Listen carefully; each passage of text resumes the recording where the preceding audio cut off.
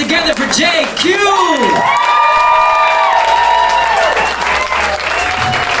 Thank you, Comedy House NOLA, Comedy House Fest NOLA, Comedy House NOLA. Did I get that right? I am JQ, and I am nervous.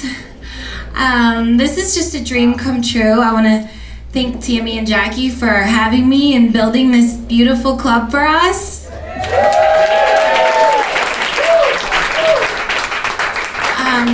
So I started doing stand-up comedy a couple of years ago. I was suffering from low self-esteem, and I thought, how can I make myself feel even worse? So I started doing open mics around the city, and open mics at bars are pretty brutal. The elements are usually against you.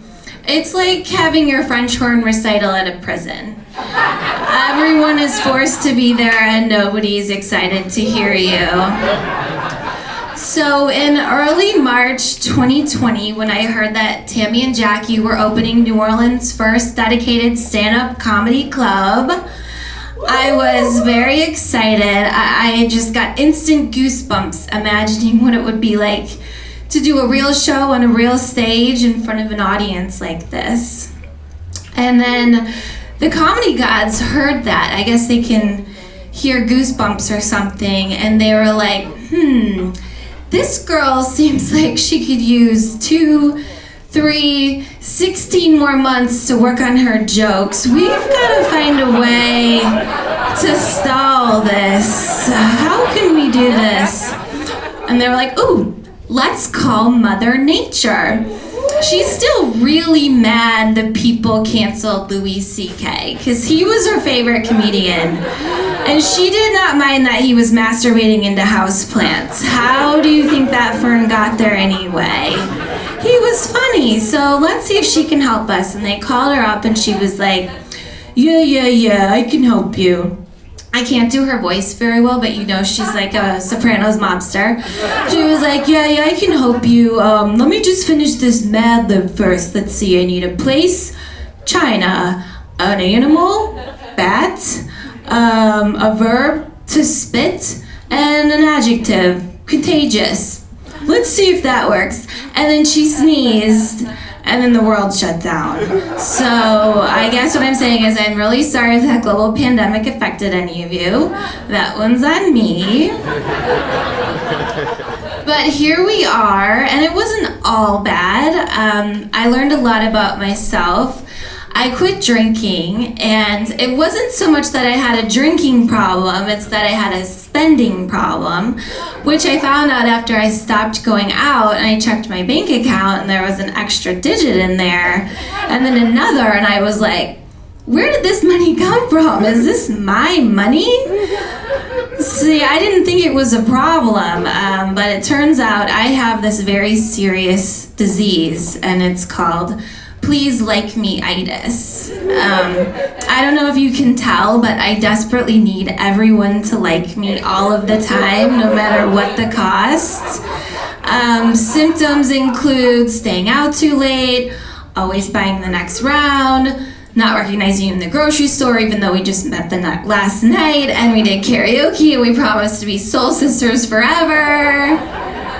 I didn't know it was a problem. I thought it was just part of the Louisiana culture to go out all the time. Like, I thought Les Le Bon Temps Roulé was just a drunk person saying, let's spend all our money.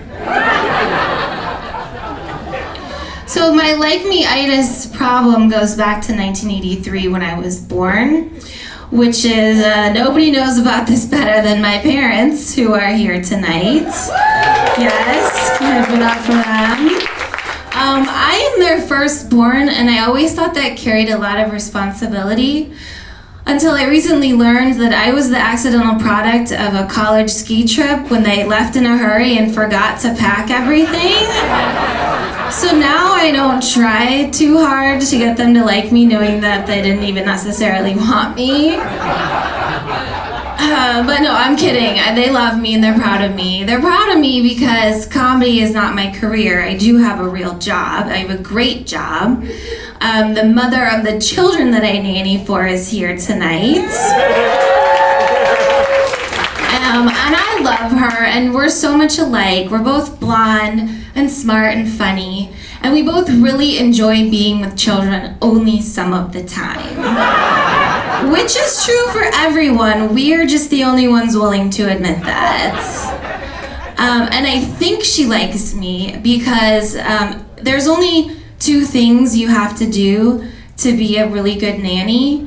You have to keep the kids alive, and you can't sleep with the dad. And I am very good at both of those.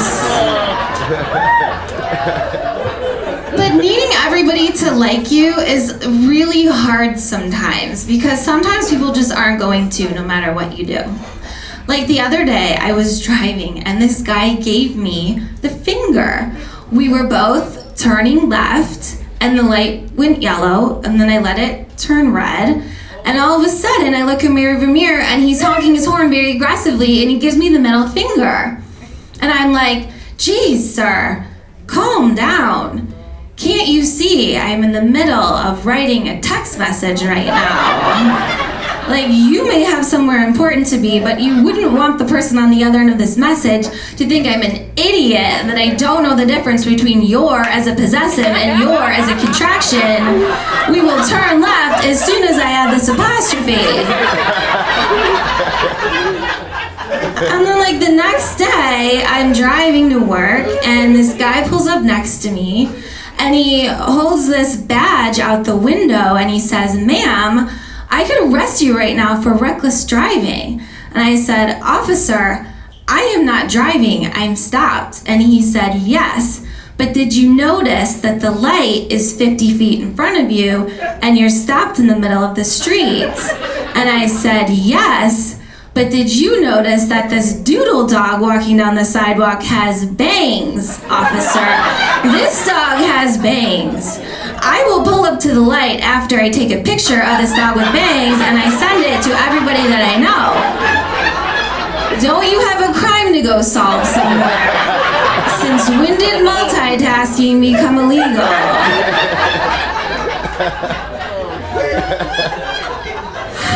And people cannot like you on the internet too.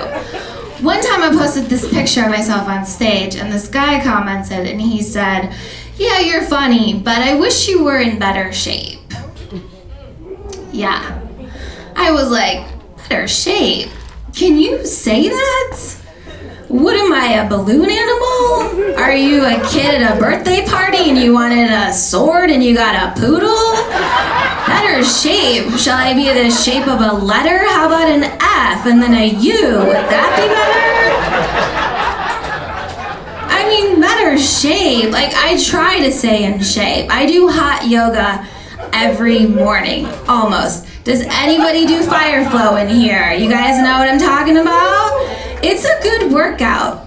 It's power yoga in the dark under infrared heated lamps set to the soothing music of Outkast and 3 6 Mafia. Yes, sir! It's a great workout, and it's the safest place in the city for white women to mouth all the words to DMX while trying to keep their balance and not let a fart squeak out. It is harder than you think, people. And you really learn a lot about what people ate and drank the day before as it detoxes out of their pores. It's a real gumbo of smells in there. You got crawfish Monica over here, Jenny's jambalaya, shrimp and pits right in front. Little too spicy for my taste. So, anyway, I know what this guy was talking about. Look, I try to stay in shape, but no matter what I do, like, I can't get rid of this area of my body, this perma-pooch that sticks out. I read that as you get older, women's bodies develop this layer of fat to protect their reproductive organs in case you decide to still use them. And I think it's like my uterus just like huffing and puffing its way out to get my attention, like, hey, I'm still here, put a baby in me, we're running out of time. Because at this age, I think every period is like my ovaries crying tears of blood as they watch the last chance of procreation disappear into the trash can. By the way, I asked my boyfriend if I should tell this joke, and he was like, I don't know, babe. It sounds kind of sad. And I was like, I know, but it's kind of funny, right? And I think it's because he was worried because his parents are also in the crowd tonight. And I really want them to like me. But I'm afraid that he's getting a bunch of cash and an online dating profile for Christmas after they finish hearing this set. So anyway, I started talking to my uterus to try to get it to go down. And I was like, hey down there, hey, listen, could you calm down? Look, this whole babies thing, it might not happen for us, and that's okay. I know you can't see out here, but this is not the ideal environment to bring a baby into. The planet is dying, we're in a global pandemic, and we're not very good at saving money. And we haven't figured out this health insurance thing. Also, we live in New Orleans, pretty close to Central City, and the roads are terrible here. There's a really good chance we will hit a pothole, blow a tire on the way to the hospital, give birth in a Rally's parking lot, and have to name the baby Big Buford. So if you could just tuck yourself back inside of me for now, because look, there's this guy commenting on my Instagram page, and even though I don't know him and he probably has body issues, but he feels inadequate and unlovable and doesn't know how to express his own feelings, so he projects them onto other people, namely women, by commenting on the shapes of their body to feel better. I can't really explain this, but we have this disease and we really need this guy to like us, okay? Well, that's it for me, everyone.